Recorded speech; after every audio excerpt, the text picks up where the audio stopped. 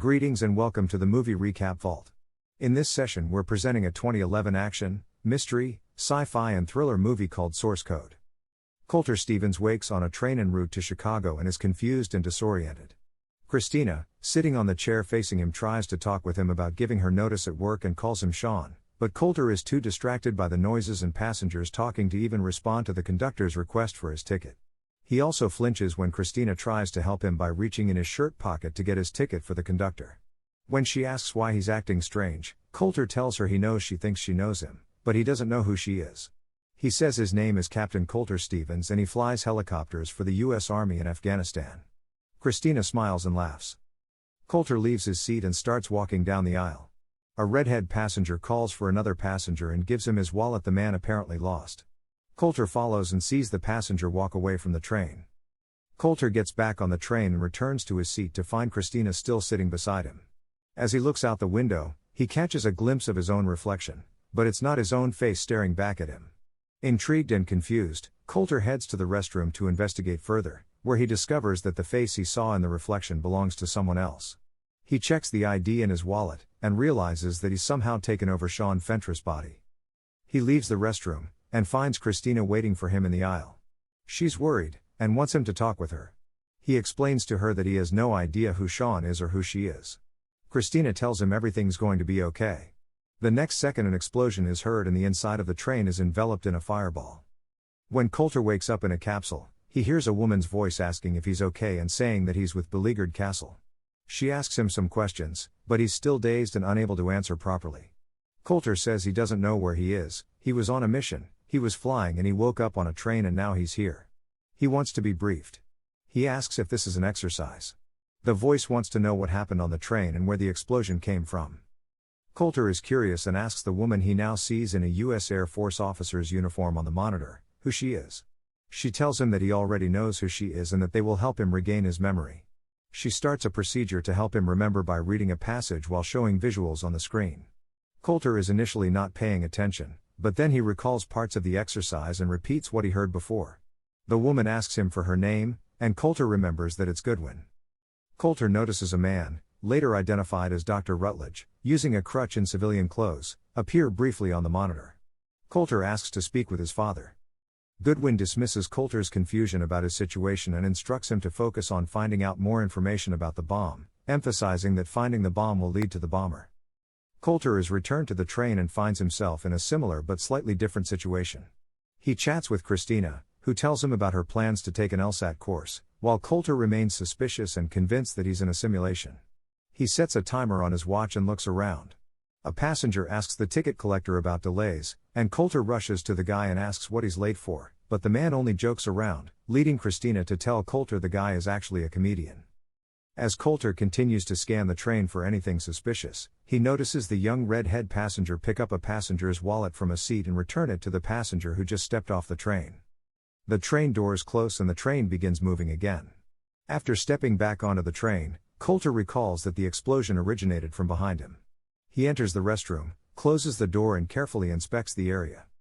He notices that the ceiling vent is not completely closed and he pulls it out of the way and looks above and finds a bomb. Although he's the only person in the space, he begins looking around and talking to Goodwin, suggesting he still believes that he's in a monitored simulation. He decides to leave the bomb and exits the restroom. Colter is in the aisle and holds up Sean's ID and tells the passengers that he's transit security and they need to turn off all electronic equipment. Several passengers just stare at him and a passenger near him refuses. Colter slams the man's laptop shut and punches him in the mouth. Christina rushes to help the injured passenger and scolds Colter. Colter tells Christina not to worry because he's not any more real than you are. Once again there's a massive fireball and explosion. Colter appears back in his capsule and gasping for air. Goodwin can be seen on the monitor, and she calmly tells Colter to stabilize and lower your pulse. As soon as he starts breathing normally, Goodwin asks if he found the bomb. Colter says yes. Goodwin wants him to tell her about the bomb. Colter gets agitated and asks where the man with the crutch is that he saw on the monitor. He said it looked like he was in charge and he wanted to talk with him. Goodwin says it's irrelevant. Colter yells, "I want to talk with your commanding officer." Goodwin tells him he can talk to him after the completion of the mission. Colter says his mission is in Afghanistan where his unit is and he flew 2 sorties yesterday. Goodwin tells him he's been with them for 2 months now. Goodwin asks if he ID'd the bomber and Coulter says no. Coulter demands to know where his unit is and under whose jurisdiction is the simulation. Goodwin tells him that this is not a simulation and lives depend on him. Coulter wants to know what lives and insists he needs to be briefed. Goodwin moves her chair away from the camera with Coulter and calls her supervisor. She tells him she needs to give Coulter something. Her boss tells her to go ahead. Goodwin then tells Coulter that at 7:48 this morning, a bomb exploded on a commuter train outside of Chicago, killing everyone on board. And, that's the train that Coulter has been on. Coulter's in disbelief. Goodwin tells Coulter that a man named Sean Fentress was on that train, and he's now you. Goodwin says that the train attack was the first in a series and there will be more. She again asks if he found the bomb. Coulter tells her it's in the restroom, above the ventilation panel and the sink, and has a cell phone detonator. Goodwin says a cell phone call was made by the bomber, and they believe that it was detonated at the exact time a freight train was passing so the bomber could see both.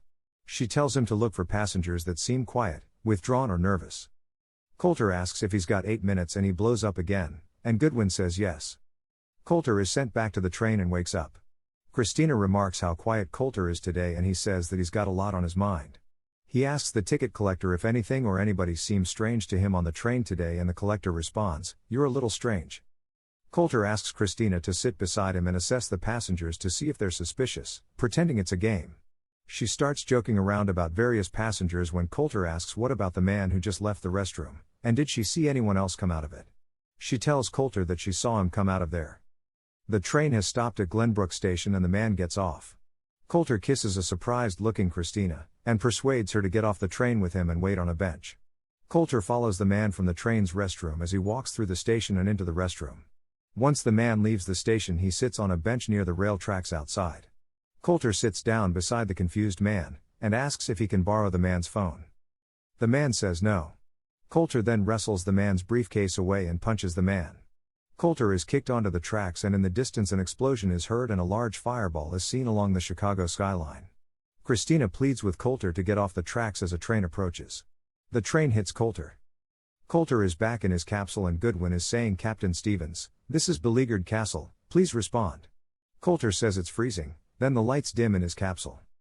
Goodwin and other staff try to determine what's wrong and Dr. Rutledge tells them to keep sending Coulter strings and see if he responds. He doesn't have much time. Coulter scrambles with tools and jumper cables to restore power to his monitor and equipment when Dr. Rutledge hears Coulter call for Goodwin. Coulter tells him the capsule lost power and asks the man who he is. The man says he'll get Goodwin. Coulter asks if the man invented the unit and whether he's in charge. Dr. Rutledge says yes. Goodwin appears on the monitor. Coulter tells her that he was able to save one of the passengers on the train and Goodwin tells him that saving a passenger is counterproductive to his mission. Dr. Rutledge says the lady on the train only survived inside the source code. None of them can be saved. Coulter asks what is the source code? Dr. Rutledge tells Coulter that the source code is quantum mechanics, parabolic calculus and very complicated. The brain of a dying person is like a light bulb that's turned off. There's an afterglow, a lingering halo-like effect because the electromagnetic field remains charged after death. Circuits remain open to a short-term memory track that's approximately 8 minutes long. Dr. Rutledge tells Coulter that although Sean Fentress died on that train, he shares compatibility with Coulter. Coulter wants to know what happens to him after the 8 minutes. Dr. Rutledge tells him he ceases to exist on the train, and he can't exist inside the source code beyond Fentress's 8 minutes. He tells Coulter that the source code isn't time travel, it's time reassignment in a parallel reality. Coulter interrupts and says he saved Christina when she got off the train. Goodwin finds Christina's information via her computer and displays an image of Christina's driver's license on the monitor that Coulter sees. Goodwin says her name was Christina Warren, she was 28, and she died this morning on the train. Goodwin tells Coulter that the train was the first attack and they believe that downtown Chicago is the next target, and they're planning to detonate a dirty bomb. Dr. Rutledge tells Coulter they're evacuating Chicago now, and they must stop the dirty bomb attack before it happens. Goodwin tells Coulter to get the loaded handgun in the strongbox in the conductor's compartment, and that he's authorized to use whatever force necessary. Coulter and Christina have similar conversations as past encounters and Coulter anticipates and responds more appropriately this time. He's more determined to quickly catch the bomber. Coulter tells her that she's beautiful, kind and painfully honest. Christina seems surprised and confused. Coulter walks out of his train car and into the next, looking for the compartment that Goodwin mentioned. He pries open the locked door of the compartment as the train's audio system announces Glenbrook Station. Coulter removes the handgun as a uniformed train attendant grabs him from behind. Coulter slips out of his grasp and points the handgun at the attendant's head, but a second attendant tasers Coulter on the back of his neck. Coulter wakes while lying handcuffed. Christina tells the attendant that Coulter needs medical attention. Christina wants to know why he tried to steal a gun. Coulter asks to borrow her phone to call his dad and tell him he's sorry. Coulter asks Christina to tell him that everything's going to be okay. As she tells him everything's going to be okay, the two are engulfed in a fireball traveling down the aisle. Coulter is back in his capsule and lets Goodwin know that getting the gun was not a good idea. Goodwin wants to know if he made any progress, but Coulter just wants to access a phone to call his father. Goodwin tells him that she'll try to work on the phone soon. Coulter asks Goodwin how he's doing so he can measure his performance.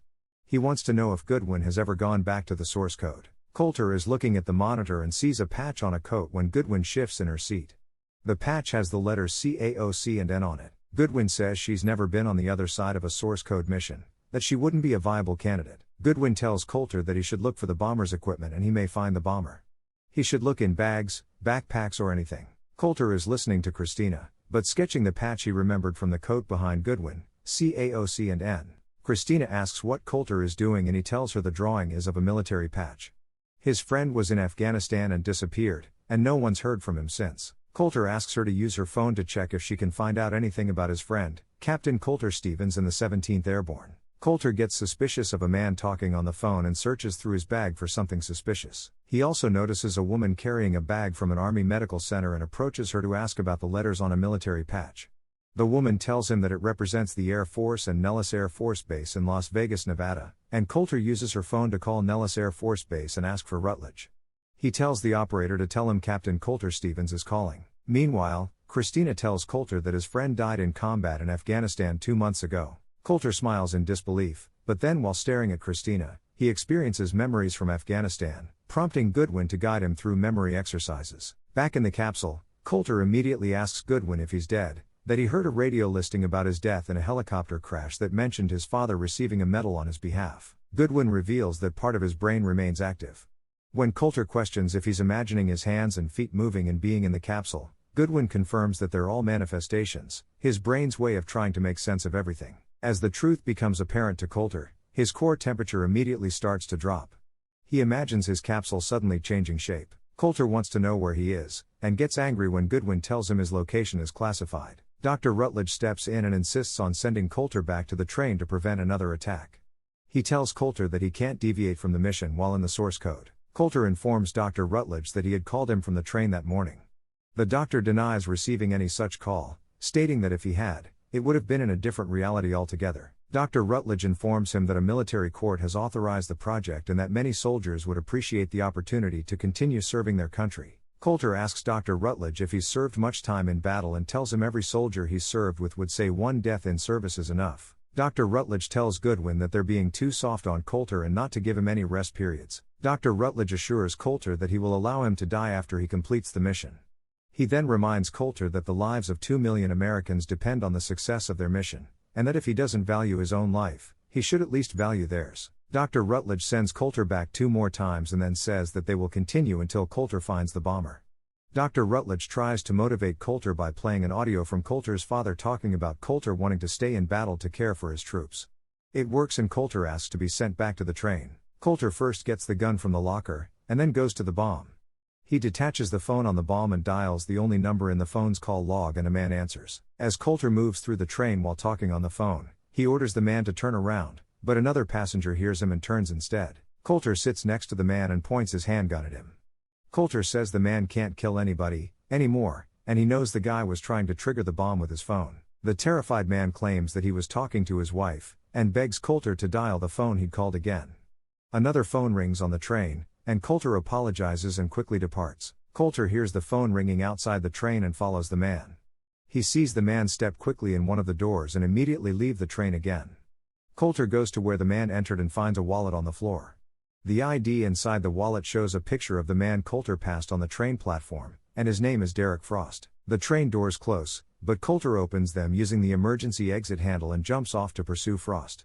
As Coulter rolls on the platform, Christina sees him from her window and yells, "Stop the train." Coulter gets up and sees Frost beside a white van in a nearby parking lot. Coulter goes to the van and points his handgun at Frost and asks him if the phone and wallet is his. Frost smiles and chuckles and asks how Coulter knows so much. Frost slides open the side door of the van and there appears to be a huge bomb inside the van. Frost unlocks a large box and Coulter tells him to move away. Coulter gets in the van, opens the box and asks Frost where his next target is. Christina suddenly appears and calls for Sean. Frost shoots Coulter, who falls out of the van. Christina runs but Frost shoots her as well. Frost tells Coulter that the reason why he's doing this is because the world is hell, that it can be rebuilt in the rubble, but first there needs to be rubble. Frost drives away in his van. Coulter calls to Christina but she appears to die in front of him. Back on the train, a second phone attached to the bomb in the bathroom is seen activating and then the train explodes. Back in his capsule, Coulter tells Goodwin and Dr. Rutledge the name of the bomber and the license plate number on the white van that Coulter believes has a radioactive bomb inside it. Goodwin and Dr. Rutledge both thank Coulter.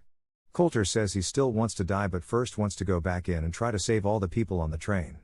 Dr. Rutledge says it doesn't work that way, but Coulter says he is asking for Dr. Rutledge to have the decency to send him back and let him try. Dr. Rutledge doesn't respond, he just stares at the camera. Aerial news footage shows Frost being stopped on a deserted road and surrendering before he detonates the second bomb. Dr. Rutledge gets praise from his organization. Goodwin again congratulates Coulter. They talk about parallel realities and afterimages. Coulter insists that there must have been a second phone on the bomb and if he's sent back he can save all the passengers. Coulter begs Goodwin to send him back to the train to save Christina, promising to sacrifice himself in the process. After some hesitation, Goodwin agrees and tells Coulter that she will terminate his life support at the end of his source code, and there will be no coming back. Coulter is suddenly happy and says he's going to save Christina. Goodwin says that it was an honor, thank you for his service, and good luck. Coulter and Christina are back on the train and Coulter asks her to skip work and have coffee with him. She tells him she's been waiting to hear that for a very long time. Coulter says he'll return in a few minutes, that he first needs to go and save the world. Coulter removes the 2 cell phone detonators on the bomb and then pickpockets the handcuffs from the conductor he passes in the aisle. Dr. Rutledge is shown having a telephone conversation about funding to increase the number of source code projects to 8 by the end of the year. The caller tells him he's a hero. Goodwin walks into Dr. Rutledge's office and he tells her to start a memory wipe on Coulter and crunch the data. Goodwin reminds him that they agreed to let Coulter die. Dr. Rutledge says that Coulter may be the only person that his source code works with and to clear his memory and initialize another source code. Coulter confronts Frost on the train. He shows him his phone from the bomb in the restroom and puts the handcuffs on him, locking him to a railing. Coulter tells Frost that it's over. Using Frost's phone, Coulter contacts the police, divulging all the information he knows about the bomber, the radioactive bomb in the van, and where Frost currently can be located. Goodwin's co-worker asks her if he should initiate a memory wipe. Coulter takes Frost's phone and sends a text message to Goodwin. He states the memory rebuild string and mentions the train bomb. Coulter then calls his father. He tells his father that his name is Sean and he's a friend of Coulter, and was with Coulter when he died. Goodwin arrives at Coulter's capsule and opens the lid. Back on the train, Coulter hears his father say that he loved him so much and should have told him. Coulter says he knows it, and hangs up. Goodwin says you take care, Mr. Stevens.